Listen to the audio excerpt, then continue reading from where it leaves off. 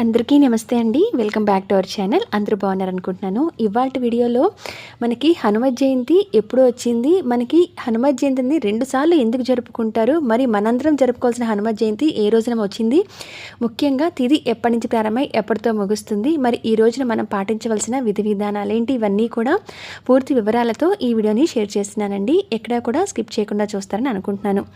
మనకి హనుమత్ జయంతి అనేది హనుమంతుల స్వామివారికి అంటే ఆంజనేయ స్వామివారికి చేసుకునే అతి ముఖ్యమైన పండుగ. భక్తి, బలం, ధైర్యానికి ప్రతిరూపమైన హనుమంతుడి జన్మదినంగా మనము హనుమత్ జయంతిని జరుపుకుంటూ ఉంటాము. అయితే హనుమత్ జయంతి అనే దాన్ని చిన్న హనుమత్ జయంతి అని, పెద్ద హనుమత్ జయంతి అని ఇలా 2 రకాలుగా చేసుకుంటూ ఉంటారనమాట. ఒకటి చైత్రమాసంలో చేసుకుంటే, మరొకటి వైశాఖ మాసంలో చేసుకుంటూ ఉంటారు. చైత్రమాసంలో చైత్ర పౌర్ణమికి జరుపుకుంటే, వైశాఖ మాసంలో వైశాఖ బహుళ దశమి రోజు కూడా హనుమత్ జయంతిగా జరుపుకుంటూ ఉంటారు. ఇలా 2 రకాలుగా కూడా హనుమత్ జయంతి జరుపుకుంటారు. కాకపోతే ఒకటి దీంట్లో హనుమత్ జయంతిలా కాకుండా హనుమత్ విజయోత్సవంగా జరుపుకోవాల్సి ఉంటుంది. మరి ఈ చైత్రమాసంలో మనకి పౌర్ణమి రోజు జరుపుకునేదే ఈ హనుమత్ విజయోత్సవం. అయితే దీన్ని కొంతమంది హనుమత్ జయంతిగా కూడా స్వామివారికి పూజన చేసుకుంటూ ఉంటారు. హనుమంతుడు అంటేనే మనకి ధైర్యాన్ని ఇచ్చే ప్రదాత. అలాగే ఆయన్ని కొంచెం పొగిడినా చాలు, ఆయన చాలా సంతోషిస్తాట.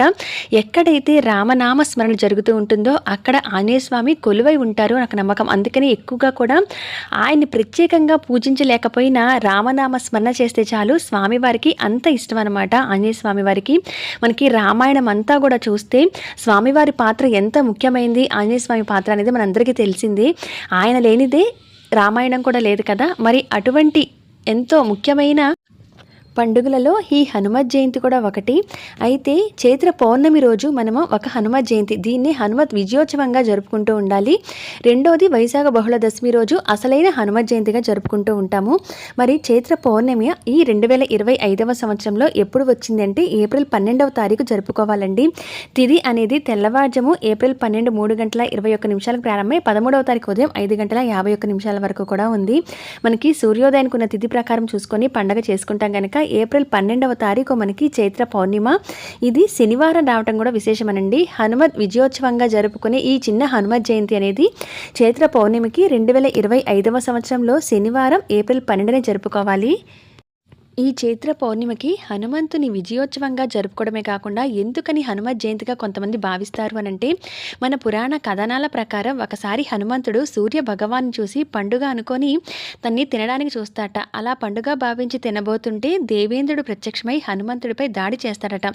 అప్పుడు హనుమంతుల వారు అపస్మారక స్థితికి వెళితే బ్రహ్మాది దేవతలందరూ కూడా హనుమంతునికి జీవం పోసి ఆ ఆంజనేయ స్వామి వారికి వారి శక్తిని అంతా కూడా స్వామివారికే ధారపోస్తారట. ఆ బ్రహ్మాది దేవతలంతా కూడా ఈరోజు హనుమంతుడు ఈ విధంగా తిరిగి జీవం పొందాడు కనుక, ఇదంతా జరిగింది చైత్ర పౌర్ణమి రోజు కనుక దీనిని కూడా స్వామివారు మరొక జన్మ ఎత్తినట్టుగా భావించి హనుమత్ జయంతిగా జరుపుకుంటూ ఉంటారు. కాకపోతే ఇది చిన్న హనుమత్ జయంతిగా జరుపుకుంటూ ఉంటాం. దీన్నే మనం హనుమంతుని విజయోత్సవంగా చేసుకోవాలి. కొన్ని ప్రాంతాల్లో దీన్నే హనుమత్ జయంతిగా కూడా జరుపుకొని స్వామివారికి తమలపాకుల మాలను సమర్పించడం, నిమ్మకాయలు సమర్పించడం, అలాగే అప్పాల మాలను వేయటం, వడమాల వేయటం, ఇవన్నీ చేసి స్వామివారికి పూజన చేసుకుంటూ ఉంటారు.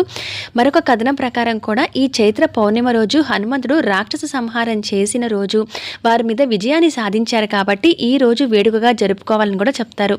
అందుకని చిన్న హనుమత్ జయంతిగా చైత్ర పౌర్ణమి రోజు ఏప్రిల్ 12వ తారీఖు ఈ 2025వ సంవత్సరంలో శనివారం, మంగళవారాలు అనేవి హనుమంతునికి పూజ చేసే అతి ముఖ్యమైన రోజులు. మంగళవారం కానీ శనివారం కానీ. అటువంటిది చైత్ర పౌర్ణమి 12వ తారీఖు శనివారం రావడం కూడా విశేషం కనుక స్వామివారికి ఈ రోజును కూడా మనం పూజన చేసుకోవచ్చు. అయితే ముఖ్యంగా హనుమత్ జయంతిగా పూర్తిగా చెప్పాలి అంటే వైశాఖ మాసంలో వచ్చి బహుళ దశమి రోజున మనము హనుమత్ జయంతిగా జరుపుకోవాల్సి ఉంటుంది. వైశాఖ బహుళ దశమి రోజు పూర్వభాద్ర నక్షత్రంలో కర్కాటక లగ్నంలోనే అంజనా దేవి కేసరులకు పుత్రుడిగా జన్మించిన రోజు కాబట్టి వైశాఖ బహుళ దశమి రోజున అసలైన హనుమత్ జయంతిగా మనందరం కూడా ఎక్కువగా చేసుకునేది ఈ రోజునే చేసుకుంటామండి. ఇది అసలైన హనుమత్ జయంతి అనమాట. ఈ చైత్ర పౌర్ణిమ రోజు చేసుకునేది హనుమత్ విజయోత్సవం మాత్రమే. కాకపోతే అందరూ కూడా కొన్ని కథనాల ప్రకారం హనుమత్ జయంతిగా చేసుకుంటూ ఉంటాము. అంజనాదేవి గర్భాన జన్మించాడు కాబట్టి ఈ ఆంజనేయుడు అని, మారుతి అని, వాయుపుత్రుడని, కేసరితనుడని, హనుమాన్ అని, అంజనీసుతుడని ఇలా రకరకాల పేర్లతో బజరంగి బజరంగి అని ఇలా రకరకాల పేర్లతో స్వామివారిని పిలవడం జరుగుతుంది. అందుకనే దీన్ని పెద్ద హనుమత్ జయంతిగా వైశాఖ మాసంలో వచ్చే బహుళ దశమి రోజు మాత్రమే మనం హనుమత్ జయంతిగా జరుపుకుంటూ ఉంటాము. మరి వైశాఖ మాసంలో ఈ హనుమత్ జయంతి ఎప్పుడు వచ్చింది అంటే దశమి తిథి ఎప్పటి నుంచి ప్రారంభమైంది అని అంటే 21వ తారీఖు బుధవారం మేన రాత్రి 10:39 నుంచి మొదలైన దశమి తిథి అనేది మే 22 గురువారము రాత్రి 8:43 వరకు కూడా దశమి తిథి ఉందండి. మనకి వైశాఖ బహుళ దశమి సూర్యోదయానికి ఉన్న తిథి అనేది మే 22 గురువారం నాడు ఉంది కాబట్టి మనము అసలు సిసలైన హనుమత్ జయంతి అనేది మే 22 జరుపుకుంటాము. రేపు చైత్ర పౌర్ణమి రోజు, పౌర్ణమి అంటే లక్ష్మీదేవి అమ్మవారికి పూజ చేసుకుంటాం కదా, ఆ పూజతో పాటు హనుమంతుల వారికి కూడా ఈ రోజున పూజ చేసుకోవడం కూడా చాలా మంచిది. హనుమత్ జయంతి ఇప్పుడు చేసిన వారైనా చెయ్యని వారైనా మళ్ళీ మే 22వ తారీఖు అసలైన హనుమత్ జయంతికి పూజ చేసుకుంటాము. అయితే హనుమాన్ దీక్షను ఎవరైతే తీసుకోవాలనుకుంటున్నారో లెక్క ప్రకారం ఈ చిన్న హనుమత్ జయంతికి లెక్కేస్తారు. వైశాఖ బహుళ దశమి అనేది మే 22 పెద్ద హనుమత్ జయంతి అనుకుంటే ఈ ఏప్రిల్ 12వ తారీఖు చైత్ర పౌర్ణమి రోజు చిన్న హనుమత్ జయంతి కదండి. ఈ రెండింటి మధ్యలో ఉన్న కాలమే మండల దీక్షగా హనుమాన్ దీక్షను చేపడుతూ ఉంటారనమాట. మొత్తంగా 41 రోజులు ఈ దీక్ష అనేది ఉంటుంది. కొంతమంది వచ్చేసి 21 రోజులని, 11 రోజులని, 9 రోజులని లేదా 41 రోజులు మండల దీక్షగా తీసుకుంటూ ఉంటారు. ఈ చైత్ర పౌర్ణమి నుంచి బహుళ దశమి వరకు కూడా మొత్తంగా 41 రోజులు కూడా హనుమాన్ దీక్షను తీసుకోవడం జరుగుతుంది. అసలైన కాలము అంటే హనుమాన్ దీక్షను చేపట్టడానికి ఈ 2 నెలల మధ్యలో ఉన్న కాలం అనమాట. అంటే చైత్ర పౌర్ణమి నుంచి వైశాఖ దశమి వరకు ఉన్న మధ్య కాలాన్ని హనుమాన్ దీక్షకు తీసుకునే అతి ముఖ్యమైన కాలంగా చెప్తారు. దీక్షను తీసుకునే వాళ్ళు కొన్ని నియమాలు పాటిస్తూ దీక్షను చేపడుతూ ఉంటారండి. స్వామివారికి సులువుగా ఇంట్లో పూజ చేసుకునే మనలాంటి వాళ్ళందరం కూడా 2 సార్లు కూడా అంటే ఇటు చైత్ర పౌర్ణమికును అలాగే వైశాఖ బహుళ దశమి రోజు కూడా మనము రెండింటికి కూడా స్వామివారికి పూజన చేసుకుంటే చాలా మంచిది.